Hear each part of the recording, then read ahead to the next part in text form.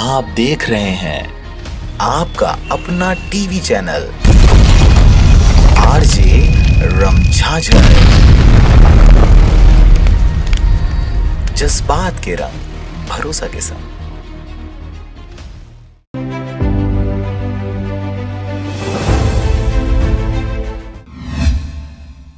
खबर है बिलासपुर जिले के मस्तूरी क्षेत्र का। एक बार फिर हुआ मानवता शर्मसार। सीपत के दर्रा भाठा लीलागर नदी के तट पर मृत अवस्था में मिली नवजात की लाश। बच्ची को बोझ समझ के फेंका गया। खबर है बिलासपुर जिले के समीप सीपत थाना क्षेत्र का, जहां पर एक बार फिर मानवता को शर्मसार करने वाली घटना सामने आई है। दर्रा भाठा ग्राम के लीलागर नदी में एक नवजात शिशु की लाश मिलने की खबर आई। लगातार सीपत क्षेत्र में यह दूसरी घटना सामने आई है। एक तरफ लोग हजारों मन्नत मांगकर भगवान से माथा टेककर और लाखों रुपए खर्च करके भी बच्चे के लिए तरसते रहते हैं, वहीं दूसरी तरफ बच्चे को बोझ समझकर छोटे से बच्चे को नदी में फेंक देने वाली यह मानवता को शर्मसार कर देने वाली घटना बहुत ही शर्मनाक है। जिस समय मृत बच्चा मां की आंचल में खेलती बढ़ती, उस समय 8 माह के बच्चे को लावारिस मृत अवस्था में बोझ समझकर दर्रा भाट के लीलागर नदी में माता पिता द्वारा पेपर में लपेटकर फेंक दिया गया। जब इस छोटे से नन्हे मुन्ने बच्चे के मृत अवस्था में लाश को देखकर ग्रामीणों ने